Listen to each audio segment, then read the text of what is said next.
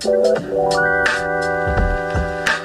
came here to heal, I came here to grow. Lesson in love, they helped me let go. I chose this path, I chose this time. Everything I need, I hold inside. I came here to heal, I came here to grow. Lesson in love, they helped me let go. I chose this path, I chose this time. Everything I need, I hold inside.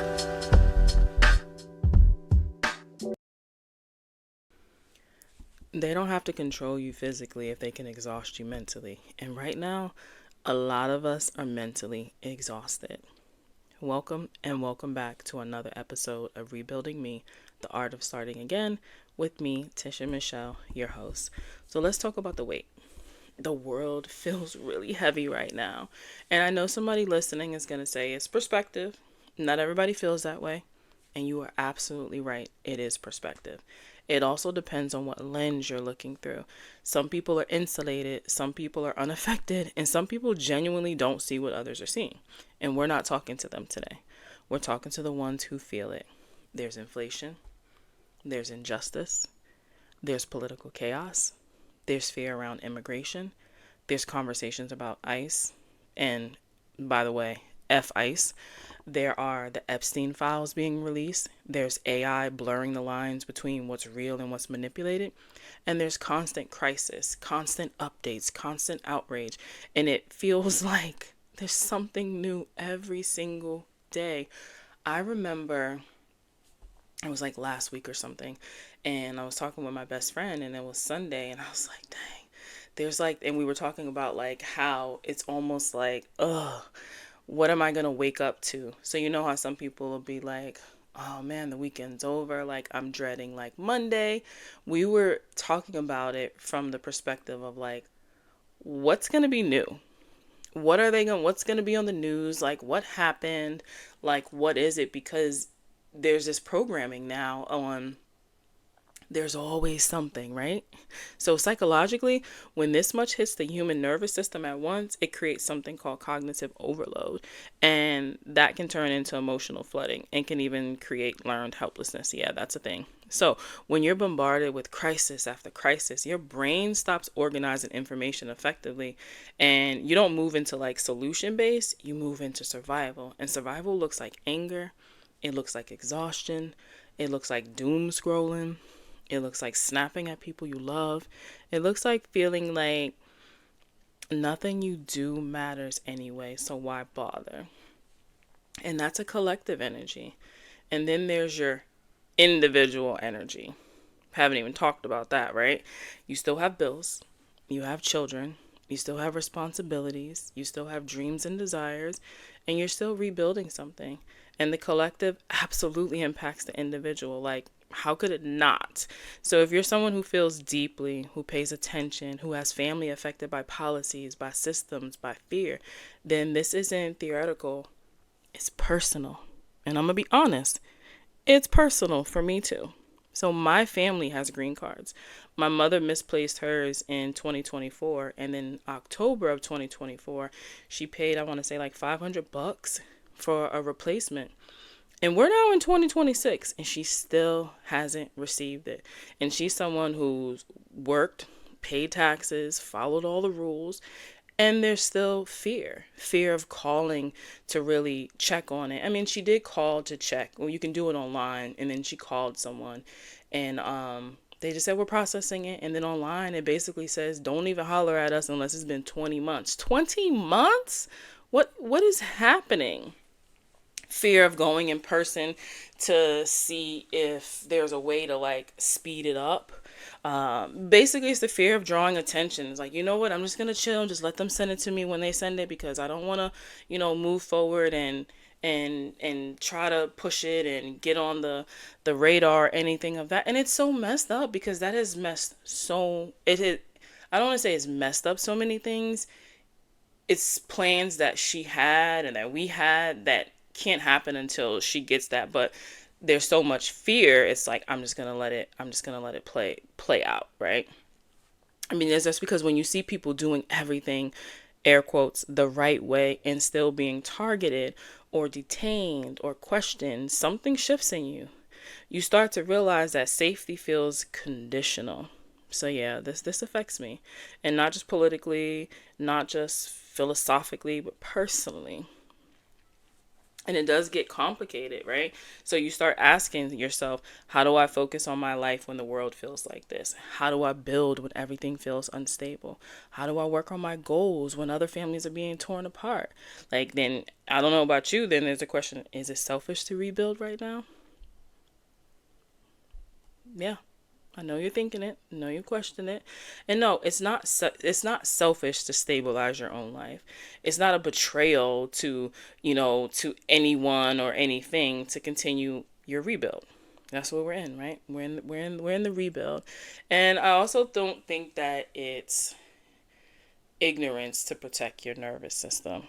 I actually think that it's necessary, because when the world is like loud, that roar, your clarity that you have, I feel like it becomes sacred. So I'm not telling you to ignore what's happening, like, definitely not. And I'm not telling you to spiritually bypass it. And I'm damn sure not telling you to shut off your empathy. I want you to process your feelings. I want you to feel the anger. I want you to feel the sadness. I want you to feel the confusion. But I don't want you to let collective chaos steal your personal power. I do believe there's practical things we can do. You can learn a real skill, something tangible, something that makes you less dependent upon the government, the man, whatever you may feel dependent, upon. And also something that no algorithm can take from you. And I was just having this conversation with someone and was like, what do we do? What can we do? And I was like, and I'm going to tell you what I told her. I was like, connect with your local farmer or farmers, right? Learn where your food comes from. Buy directly when you can. Support the small businesses. Circulate your money. Care what anybody says. All of this capitalistic stuff is around money. So circulate your money intentionally. It's your money. You worked for it. You've earned it. Like, be intentional with it. And I'm not telling you to boycott everything. I feel like that's a personal choice. However, economic behavior is one of the few levers like ordinary people actually have. And then beyond economics, I feel like there's something deeper. And that's community. Because when systems feel unstable, I believe the community now becomes the currency. You know what? Yeah. Community becomes currency. I like that. So if you're feeling overwhelmed, I want you to shrink your focus. So instead of trying to fix the world, yeah, that's me thinking I can fix everything and everyone, and I just want to fix the world, right? No, I want you to focus, and I want you to strengthen your circle, strengthen your home, strengthen your skill set, strengthen your nervous system. Oh, yes. Strengthen your mind. Your mind. Strengthen the mind. I've said this for so many years.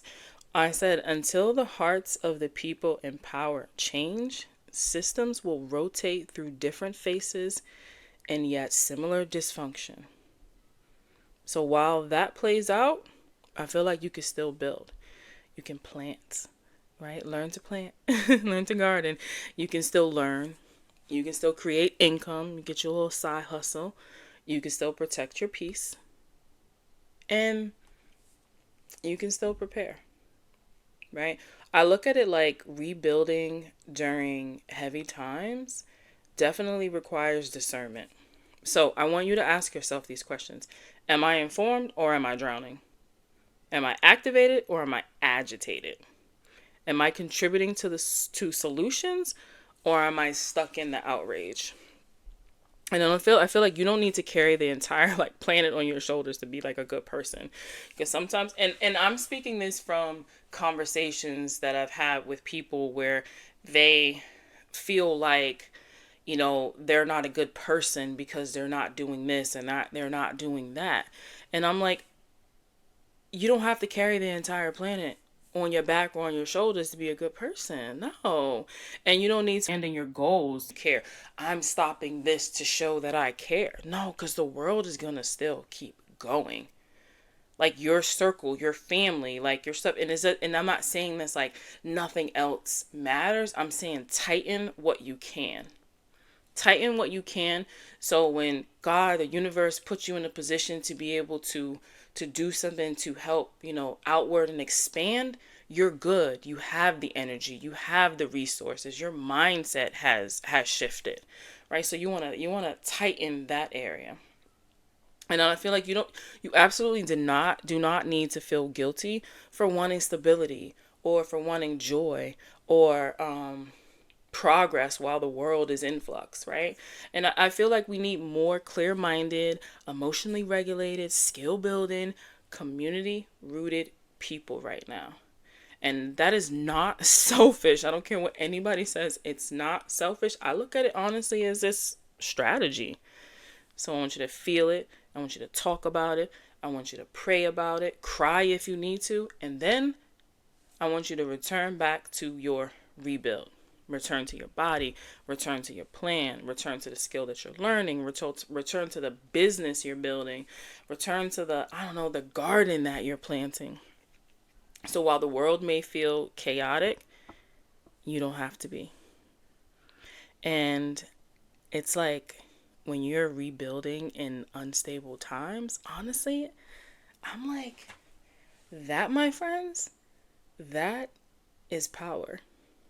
So, if you, whether you consciously or unconsciously felt like you needed permission to keep moving forward in the midst of everything that is happening, this is your permission. Continue the rebuild.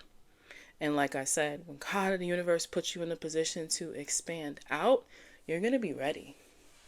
You are going to be ready. And